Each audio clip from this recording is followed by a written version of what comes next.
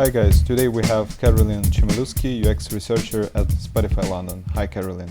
Hi, it's really good to be chatting with you today. How you doing? Fine, it's another day working from home, so yeah, it's good. Today we're going to talk with you about work of UX researcher and product designer, and I will be curious to hear the initial start of your career, how you became a UX researcher. So what was your starting point? Yeah, so I kind of started my career all the way back in my undergrad experience where I studied sociology, which for me is about understanding human behavior and why people do the things that they do. And as one of my courses in that program was an intro to psychology class, there was an intro textbook that described kind of related fields to psychology. And one of them was engineering psychology. And this was described as testing and designing products while taking into account human capabilities and limitations, which when I read that was just like, that is exactly what I want to do with my life. So that was kind of exciting to discover. And from there, I changed my major and went into that as a path. And at the end of university, I actually got a job at TripAdvisor because I went to a career fair that was organized by my university. And TripAdvisor was there and they were asking people for their CVs. And if you gave them your CV, they gave you a t-shirt. And it was a really cool t-shirt. And I wanted the cool TripAdvisor t-shirt. And so I gave them my CV. And a couple of weeks later, they called me in for an interview. And I was intrigued to a little bit anyway. And at the very least, I thought it would be good practice, though I didn't actually know very much about TripAdvisor at the time. And I went in to the interview and came back thinking, wow, that was really fun. I actually had such great conversations with everybody and felt really excited about how the interview had gone. And so I ended up starting there straight out of university. And it was a really interesting program because it was a 2-year marketing rotation program. So I was supposed to do 3 months segments for 2 years through different parts of the company and really get kind of a big exposure to different areas of the marketing within TripAdvisor. But after about 6 months, I was in my second rotation in the design team as an information architect. And it was just clear to me and to the rest of the team that was where I was going to stay. And so I never ended up finishing the rotation program and just stayed there as an information architect. Which, as a little side note about job titles, is I really liked that term, information architect. It was kind of before UX became a popular phrase, but I think describing what we do as architecture really makes a lot of sense because it's thinking about how the structure of the building or the app or whatever it is that you're building supports the life and the experience of the people who are using it. And so I kind of miss information architect as a job title. So after TripAdvisor, I wanted to move back to Paris. I had studied just a 6-month semester in Paris as an undergrad. And I really wanted to go back and see what it would be like to live there. So I went to grad school in Paris, got a master's in global communications because it was a program that felt like it was open enough that it could apply to any number of different kind of career paths. And that was really an interesting program. And again, at the end of that experience, the school had a kind of career opportunity program. And so I found an internship through that program at a user-centered innovation agency where I ended up staying for 4 years and was doing kind of on-the-ground research for a wide variety of companies that were looking for new opportunities, new innovations that could help them drive their businesses forward. And I really felt like in that agency, in 4 years in an agency, I learned so much through the diversity of the companies that we worked with, the different types of projects. And I really recommend early on in people's careers to get some agency experience because of how fast it is for learning. But then agencies also have the downside where I started to feel after a while that I wasn't going deep enough in the projects, and that I would keep, especially as a researcher, I would keep handing off my research to some other team and not really seeing what would come of it in the end. So I eventually decided that I wanted to move in-house and found a job with a company called BlaBlaCar, which is quite well known in Europe and I guess internationally as well. It's a long distance ride sharing company. And at that experience, I had a really excellent manager who took a chance on hiring me actually as a designer, even though I had already a quite research focus. And so I spent my first 6 months there actually as a designer. But it quickly, again, became clear that my real focus was research, and that's where I could bring more value to the company. So I ended up transitioning into a research role and led the research team there for 2 years.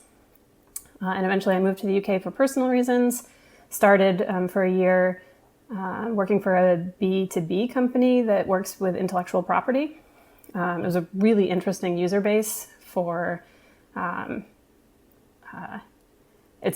to do research with, because it was a very particular type of user. So learned a lot about that kind of B2B research as well. But eventually decided, had an opportunity to come to Spotify. And so that's where I moved about a year ago to Spotify. So that's where I am now. What are you doing currently at Spotify? So at Spotify, I work on our premium family plan, and specifically on Spotify Kids, which is a new dedicated standalone app designed specifically for young kids, giving parents peace of mind.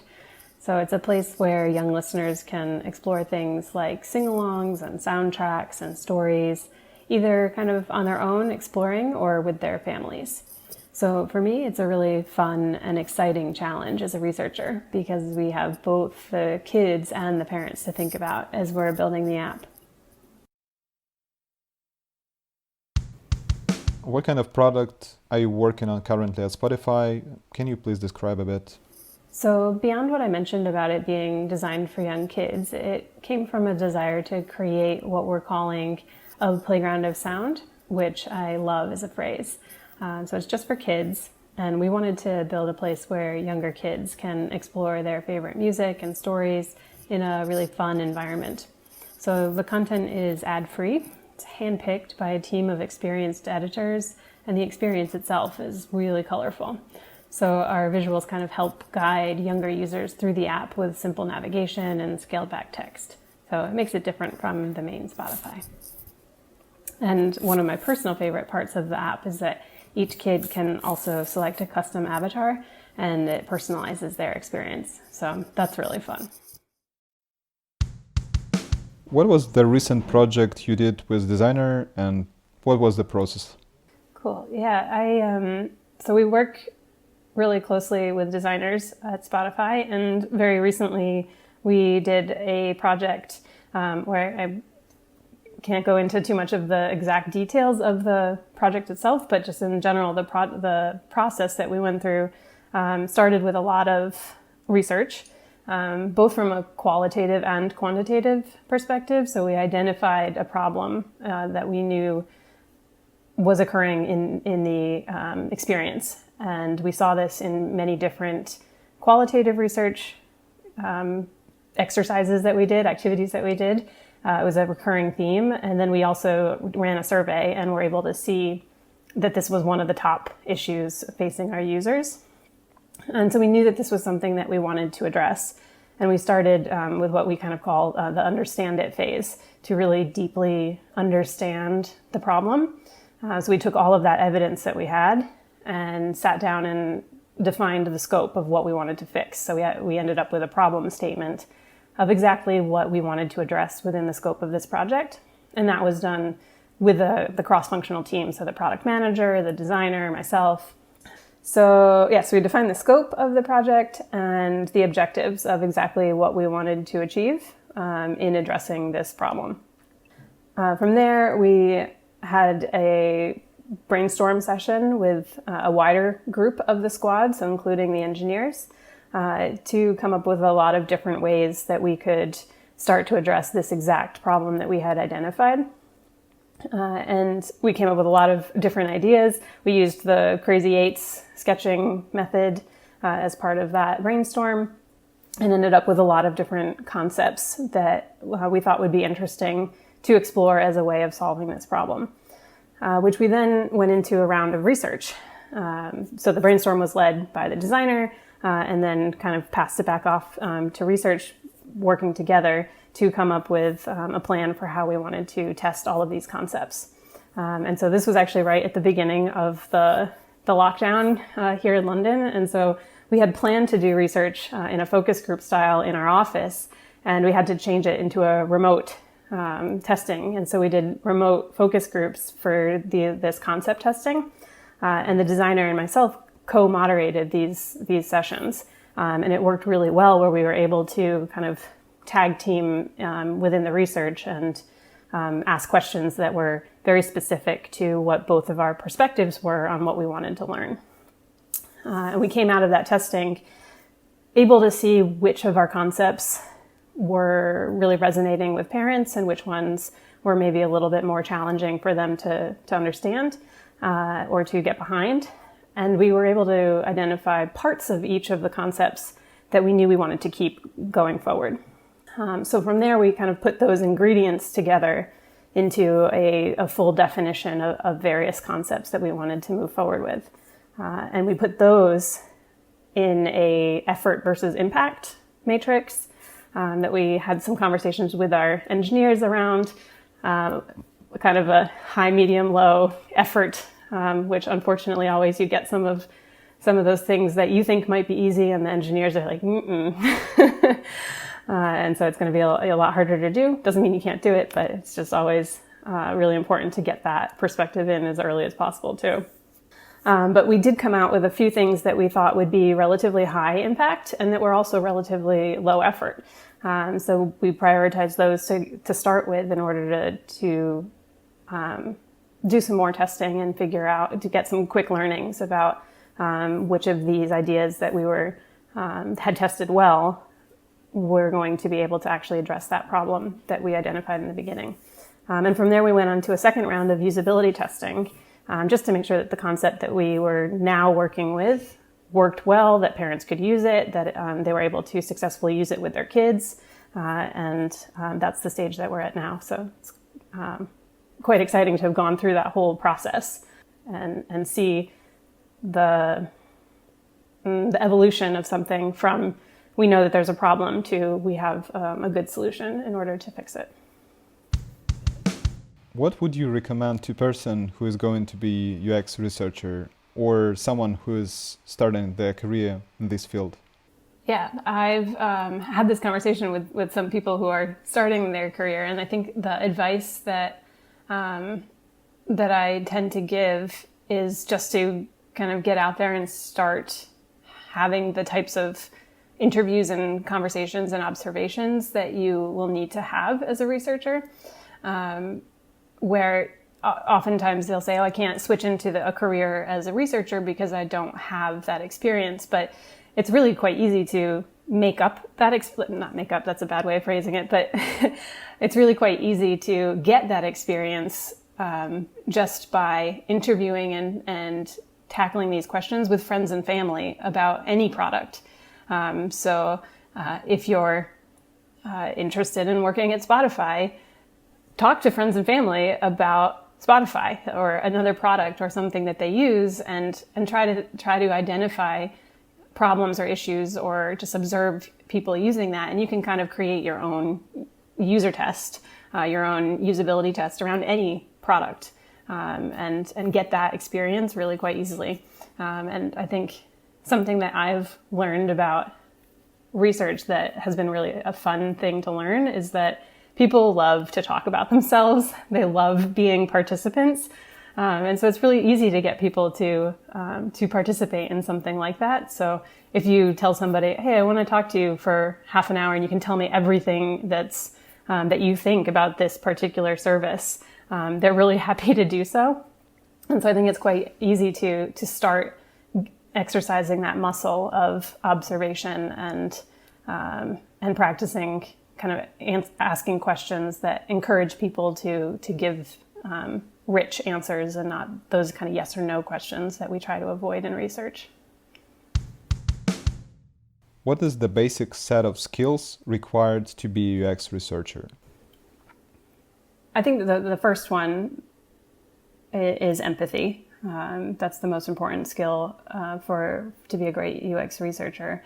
I wouldn't maybe say that's the basic skill. There's a lot of kind of the basic methodologies are the ones that I would kind of expect a researcher to start with. But what's really interesting about UX research for me is that it can come from really a lot of different backgrounds. In some of my past roles, I've worked with people who were trained as kind of film editors or documentary film writers, and they make excellent researchers because they've been trained to watch and interact with people and learn from them and get their full stories, and that's what's so important for user research as well. So I think the basic skills that you need to be a researcher can come from a lot of different sources, which is really interesting. It doesn't have to be learned in school. But that empathy for users is the biggest one for me. It's around understanding the reality of their experience and not just identifying kind of the user need. I think we all, as designers, kind of know that that's something that needs to happen, but going beyond that to recognize what the user feels, what motivates them, what really drives them in this situation. So I think that's really important. And empathy isn't just for the users, kind of as we were just speaking about, for stakeholders as well, and understanding what they feel and what motivates them too. Actually, I had a manager once, one of the best lessons that I've kind of learned in my career. He said to me, Carolyn, no one will ever care about your research as much as you do. And it was a really important moment for me to kind of step back and realize that when I deliver my results to stakeholders, I need to think about what they feel and what motivates them and what kind of time they have, that they're not going to dive into it in the same way that I will. And so I need to adjust the way that I speak to them and the way that I present my results in order to have the most impact. That's all about empathy.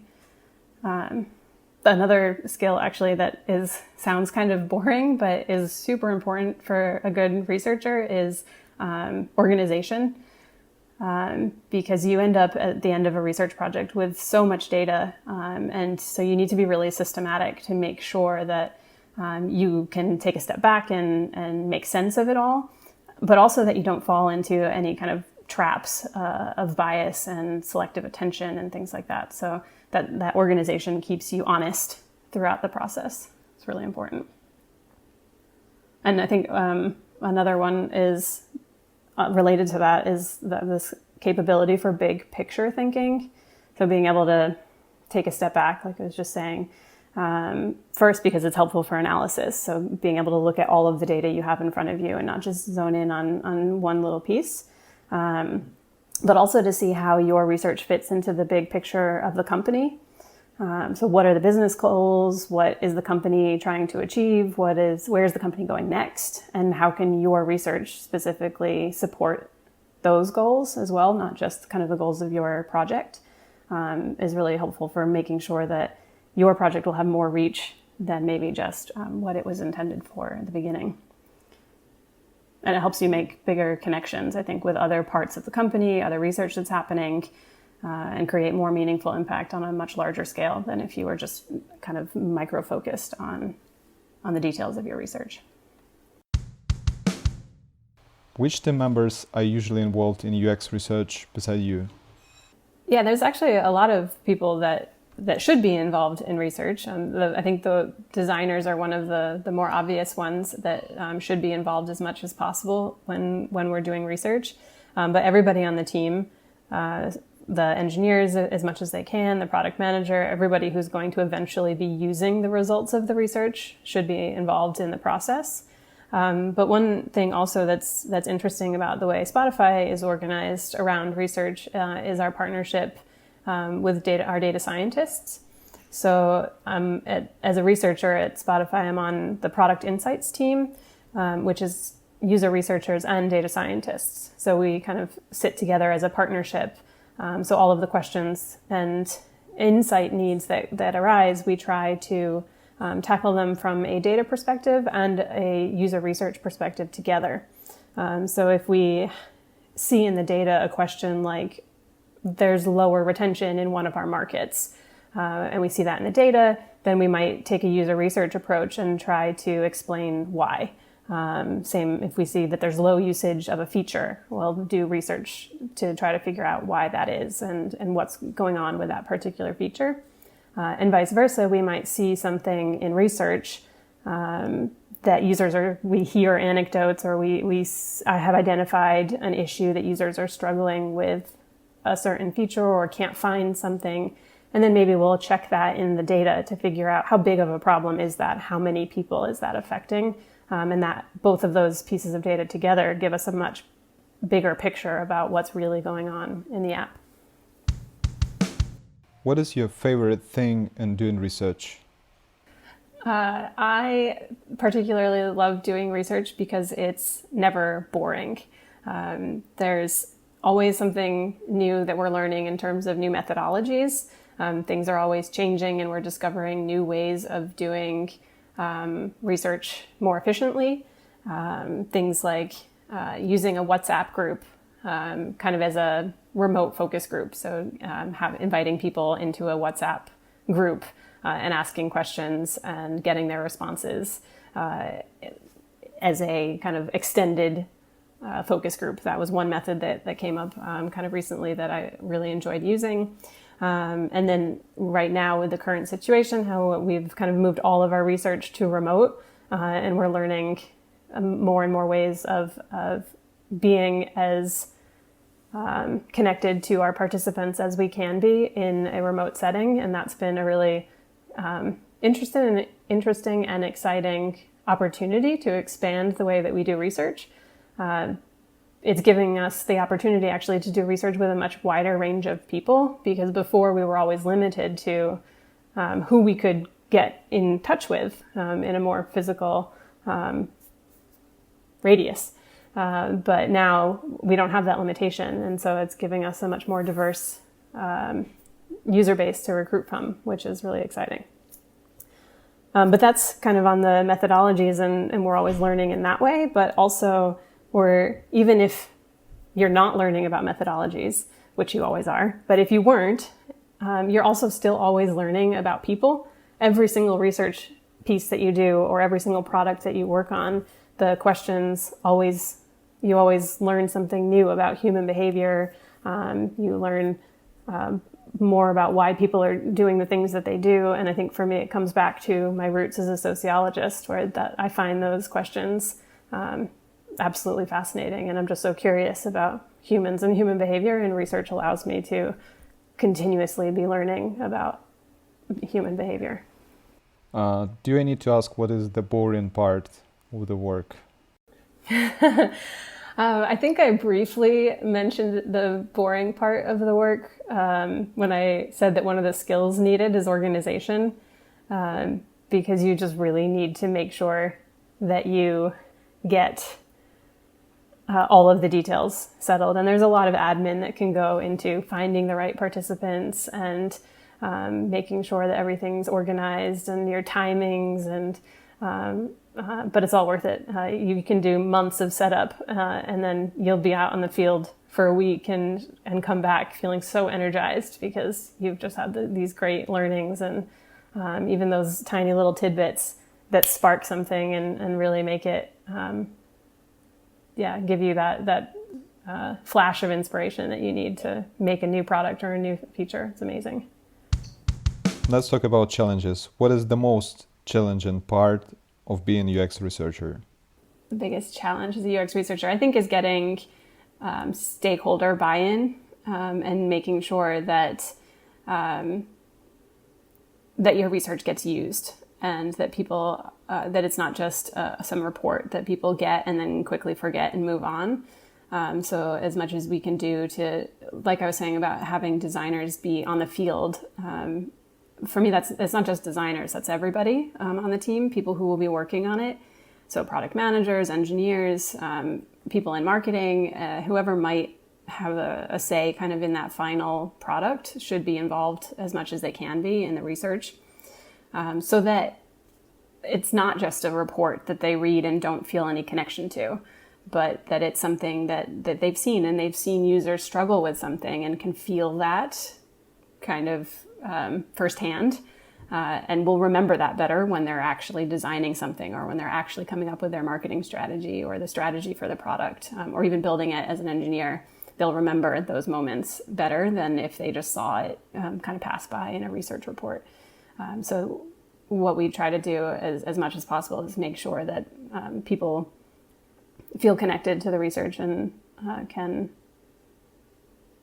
remember it and use it as much as possible. Do you have any practice in research that you're a big fan of? No, I don't think so. I do, because of the sociology background that I have a bit of a formal training in ethnography, which is a method for observing people, and I think this kind of business ethnography is a really interesting kind of methodology that is becoming much more popular and important in kind of in the UX researcher toolbook. Or toolkit. But otherwise, I think most of what I would say is that it comes from experience, and it comes from being on the field and just doing the research, and really having that experience and seeing where you go wrong, seeing where bias comes in, and having that pointed out, and being able to acknowledge, oh, okay, yes, that was what was happening in that moment, and being able to address it and not let that happen in the future. I think that's one of the most important parts of being a good researcher, is being able to identify bias. It's not possible to eliminate it completely, of course, but to do as much as we can, and to help others who are using the research do the same, so that they're looking at things with as much of a kind of neutral eye as possible. Talking about the industry, do you have someone whom you follow on Twitter or elsewhere, and which thoughts you consider as relevant for reading from time to time and getting some kind of inspiration or insights? Yeah, there's so much out there. There's really a lot that we can learn from. I tend personally to follow most closely people that I have had personal connections with or have worked with in the past and have learned from in those environments. So maybe less so than kind of the big names in the industry. So for example, as I mentioned before, the manager that I had, who really inspired me and challenged me on the way I thought about my research practice. I still connect with him whenever I get a chance to. And I think we kind of fall into a little bit of it's easy to think that other companies kind of have everything all figured out, and that some other person out there has it all figured out. So I think I've learned that the best way to do something is really dependent on the company that you're in, and the product that you're working on, and the exact moment that you're doing it in. So I think there's no right way to do research, and no right way to do design or the process.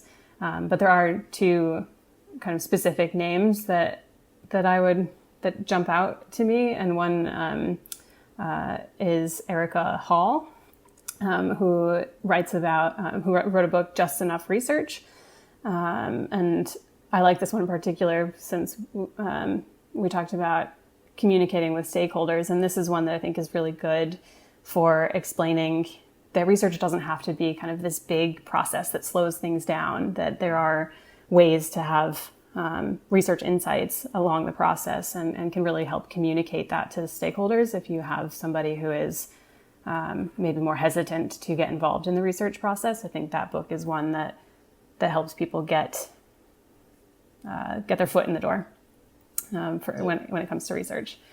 And then the other name that came to mind is Sharon, who kind of popularized the term research nuggets in the atomic unit of a research insight.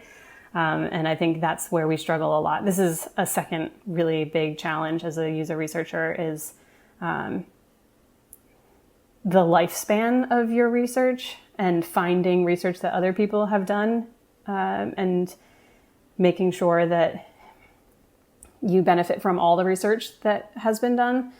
I think you'll do research on one topic, but you don't just get insights about that topic. If you're researching how people at Spotify sign up for a plan, you're also going to learn things about how they listen to music and how they interact with their family members and things like that. That just comes out naturally. And it's a shame if you're just focused on that plan part to kind of throw away all those other research nuggets.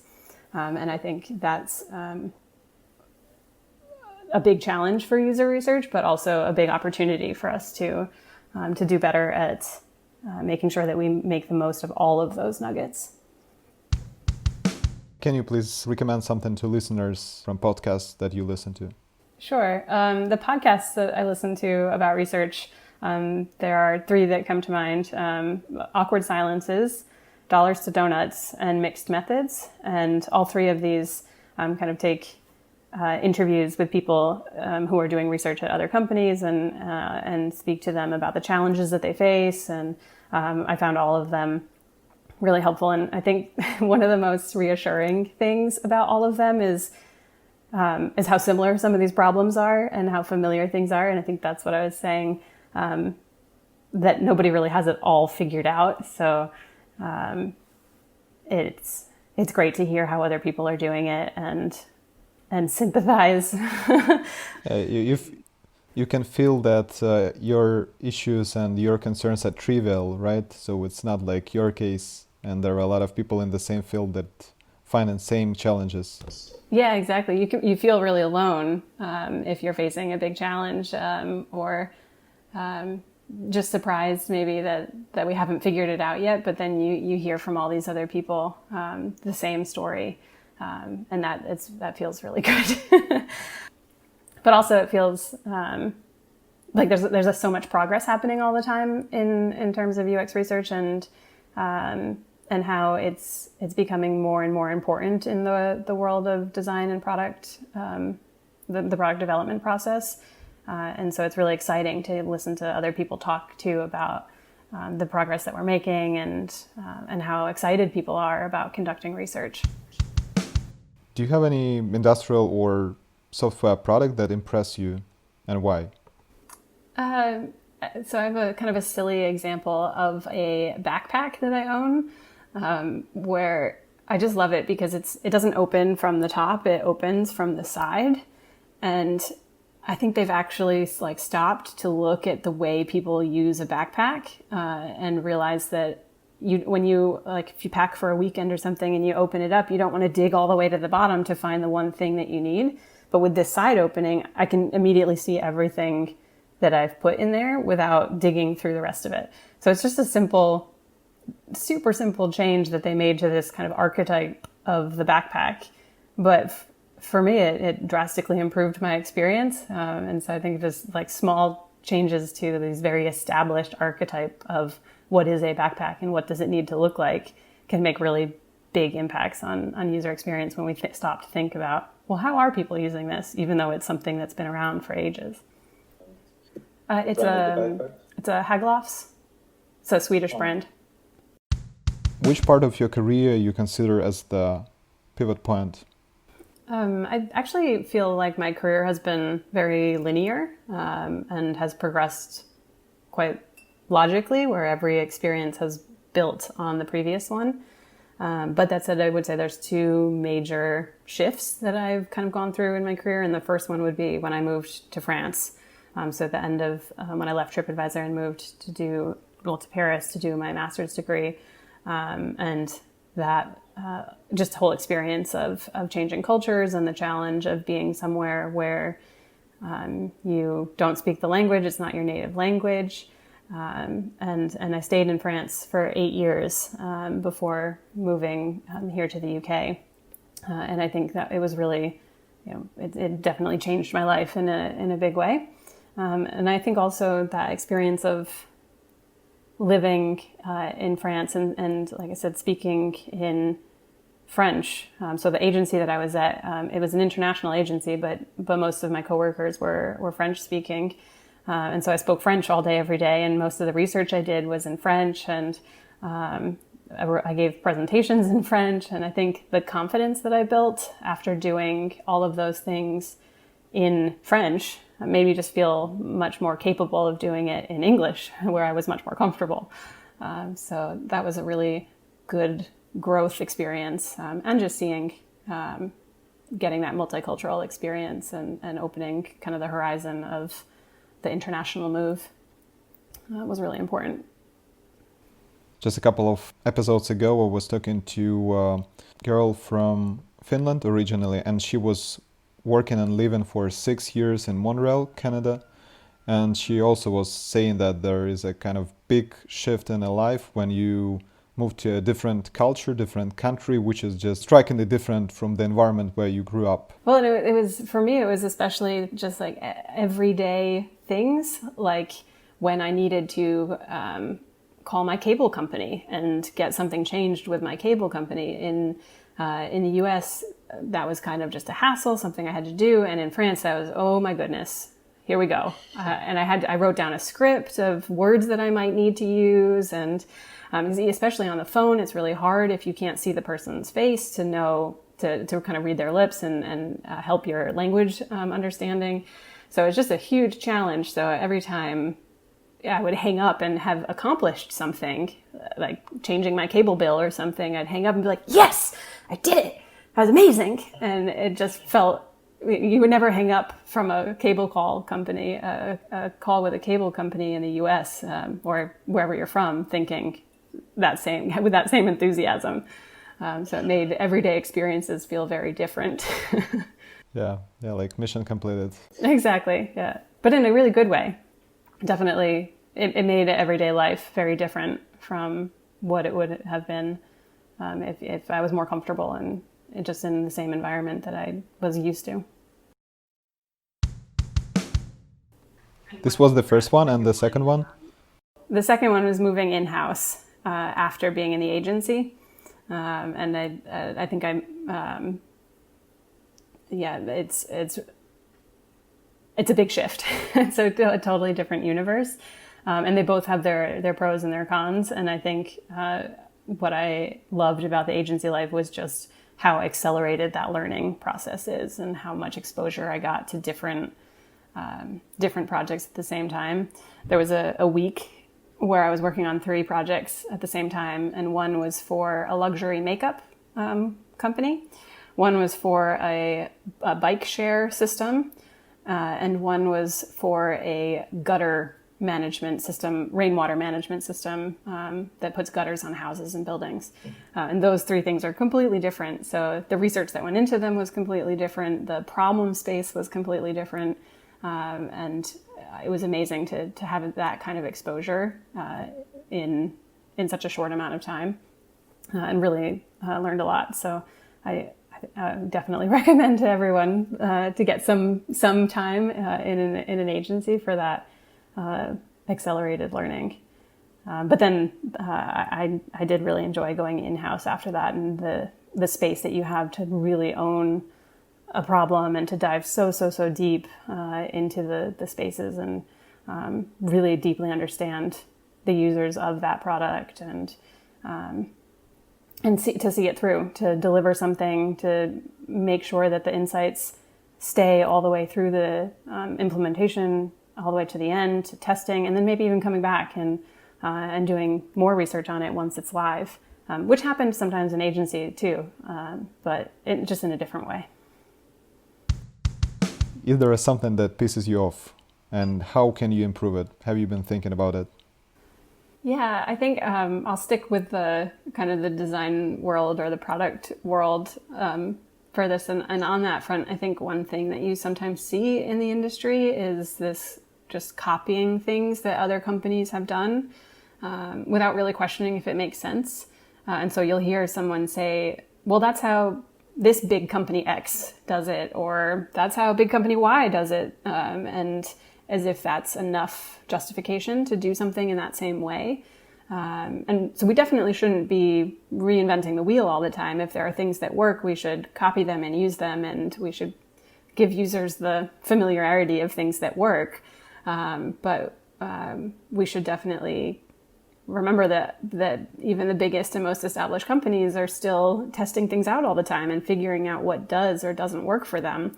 So I think it's really a way for us to kind of change this or improve on this. I think it's really important for us to be open to failure and be willing to fail fast. So we try things out, we recognize when they don't work, and then try something else. And so even if it's something that some other company is doing and it doesn't work for us, then we should be willing to not go down that path anymore. And of course, I think one of the ways that we can address that is by doing more research with our users. How do you see the upcoming future of audio media services? So I think actually the last few months have shown already just how hard it is to predict the future. But I have noticed some interesting changes in my own personal listening habits in the last few months. I'll admit that I was a really slow adopter of podcasts. And I only really started to listen to them regularly in the past year or so since I joined Spotify. But in the last few months, especially since we've been at home a lot more, I found that I really want to spend more time away from my screens, and that podcasts are an excellent way for me to do that and to be up and about or cleaning or doing laundry or going for a walk, but still listening to something fun or inspiring or educational. And I actually get a lot of my news now from podcasts. I'm studying Russian with a podcast. Cool. So, and I checked recently and I now follow 18 different podcasts on Spotify from none a year ago. So I think, well, I'm a researcher, so I'll caveat that we definitely shouldn't take any one person's personal anecdote, even mine, as proof of anything. But I do think that the impact of the pandemic on how we divide kind of our listening from our viewing time, that's definitely something that I'm going to keep my eye on and be interested to see how that pans out in the future.